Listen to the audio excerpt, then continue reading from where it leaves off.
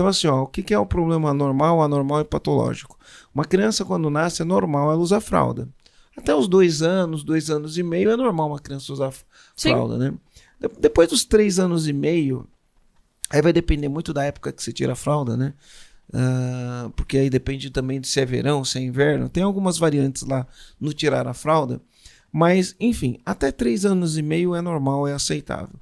Uma criança com 3 anos e meio para cima, se estiver usando fralda, isso já deixa de ser normal, já é normal. Né? Uhum. Uma criança com 4 anos e meio usando fralda, já não é mais tão normal, é um negócio normal. E aí uma criança com 6, 7 anos usando fralda, isso já é um problema patológico. Né? Uhum. Patológico. Se bem que há controvérsias, né? Enfim, né? Mas já não é uma coisa... Se concentra na metáfora, Hã? né? Se concentra na metáfora, se concentra na Não, essência. é que eu lembrei do negócio aqui, Aline. Se eu contar aqui, os comandantes vão dar risada, né? Mas você acredita que eu fiz xixi na cama até os 11 anos de idade? Olha, é por isso que ele falou a controvérsia. Não, eu não usava fralda, mas fazia xixi na cama.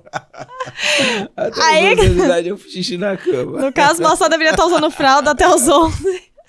Talvez minha mãe tivesse que colocar a fralda em mim, né? Ia ser mais barato, não, ao invés de ficar botando colchão no sol ou pra lavar. Mas eu não sei o que aconteceu. Acho que eu sonhava que eu tava fazendo xixi o tempo inteiro. Sonhava a noite inteira que eu tava fazendo xixi. Quando acordava, Aí a cama chovendo, toda. aí você apurado pra fazer xixi, tava chovendo. É, E aí você encontrava um vaso no meio da rua ainda. No meio da chuva, era tudo... acordava tudo molhado. Até que um dia minha mãe teve uma solução lá. Minha mãe arrumou um remédio lá. Nunca mais eu fiz xixi na cama. Mas enfim, não vou contar o remédio que minha mãe... Não precisa. tadinha Não é dela, desse remédio que a gente quer usar outros remédios aqui. Minha mãe tinha o jeito dela de resolver as coisas. Mas enfim, funcionou, tá? Eu posso não ter gostado, mas se funcionou, funcionou. Então vamos lá, a gente tá falando dos problemas normais, anormais. Isso. E numa empresa, qual que seria o contexto Então, disso? numa empresa, quando o cara começa a empresa e de repente essas coisas estarem misturadas, eu acredito que pode ser um problema normal. Acredito que pode ser um problema normal. Mas eu acho que um empresário que já tem lá seus 6 funcionários, já fatura 70 mil, 80 mil, 100 mil ou mais por mês, ele já precisa começar a olhar e falar, ei, mudei de fase.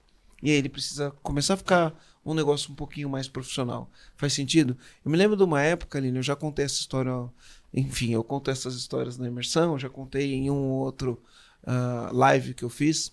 Então, quem tá aqui ouvindo vai ter o gostinho de ver uma das histórias que o Marcelo contou dentro da imersão. Isso. Então, eu tive um momento da minha vida que a gente tava ferrado. Pensa em alguém ferrado. Era a gente.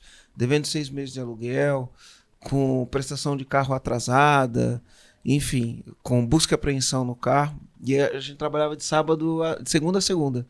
Porque quando abriu a Luma era no hipermercado Extra e era um hipermercado 24 horas. Sim. Então, por ser 24 horas, eu abria de sábado e abria de domingo. Enfim, ficava trabalhando lá. E o Extra abria das 10 às 10, né? Quer dizer, abria das 10 às 10, não. Na parte de galeria, porque a gente estava na parte de galeria, as galerias, o Extra funcionava 24 horas, mas as galerias funcionavam das 10 às 10. Mas eu chegava antes das 10 e ficava até depois, né? E eu me lembro um dia, Aline, que eu saía, eu tinha um Mazda MX-3, naquela época era um carrão, né?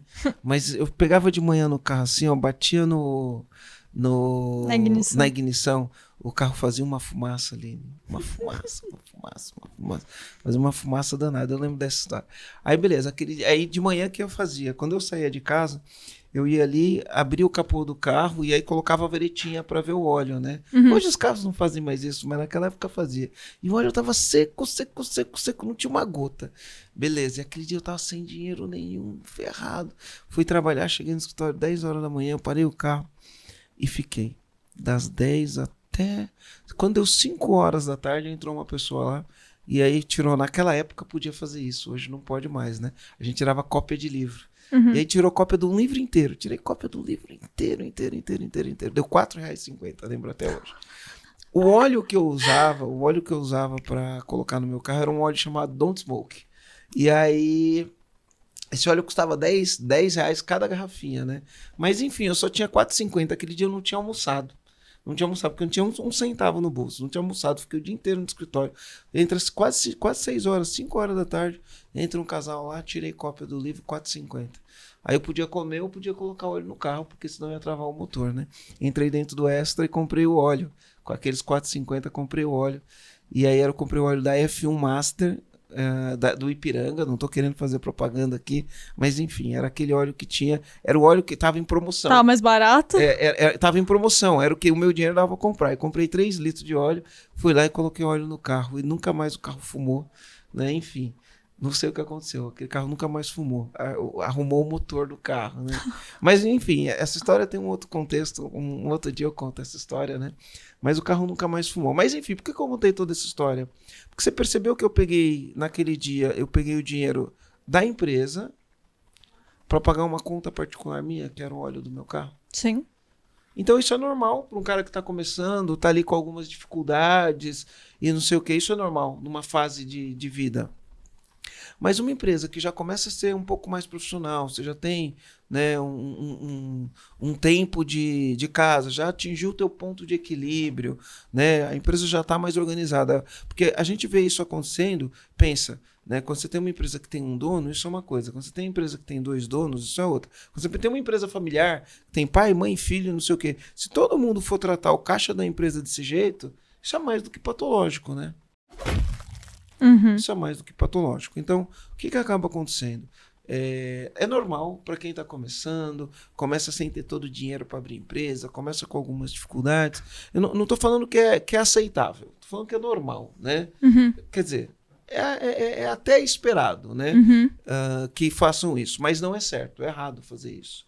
O dinheiro da empresa é o dinheiro da empresa e o dinheiro do dono é o dinheiro do dono. Conforme a empresa cresce, o dono ele tem que começar a separar isso daí. Aí a importância, porque o que acontece? Ninguém estuda para montar uma empresa, né? No sentido as pessoas não estudam para ser empresário. Uhum. Né? E a gente não espera que um médico não estude para ser médico, né? A gente não espera isso. Quando você vai ser atendido por um médico, você espera que o médico estude para ser médico. E se ele for um especialista, você espera que ele estude aquela especialidade. Porém, quando a gente monta uma empresa, a gente não estuda finanças, né? E finanças é uma das coisas obrigatórias que um dono de empresa tem que saber. E não é só isso. É entender também que quando ele monta uma empresa, a empresa não é ele, né? Uhum. Por mais que ele acredite. E aí chega em algum momento, definitivamente em algum momento, ele tem que partir para essa divisão. E a empresa é a empresa, ele é ele, tira o ego, né? E aí ele tem que criar algumas coisas que aí que é a dificuldade do cara entender. Ah, mas eu sou dono, né? Legal, você é dono. Como dono, você tem que fazer a tua empresa dar lucro. Uhum. Como dono, você tem que fazer a tua empresa crescer. Essa é a tua função como dono, né? E o caixa da empresa é o caixa da empresa e o teu bolso é o teu bolso. Uma coisa não tem nada a ver com outra. E aí você tem que se ajustar num modelo que talvez tua mente não está preparada para isso. Qual que é esse modelo? Dentro da minha empresa eu posso ter 2 coisas, né? Eu posso ter o Prolabore e eu posso ter... Aliás, esse negócio de eu posso ter um Prolabore tema para outro podcast, né? Já fica a dica. Já vai ter outro podcast pra gente falar sobre Quanto que isso. é o Prolabore do dono, né? Exato. Quanto que é o Prolabore do dono, né? Uhum. Então, como dono, você vai ter o teu Prolabore e você pode ter dividendos, lucro, né? Você distribui o lucro da empresa, distribui os dividendos. E aí você, com o dinheiro que você põe no teu bolso, você vai pagar a prestação do teu carro, a escola dos seus filhos, o aluguel da tua casa, ou a prestação da tua casa. Enfim, com o teu dinheiro que você retirou com o Prolabore, você vai pagar todas as contas. E com o dinheiro da empresa, você paga as contas da empresa.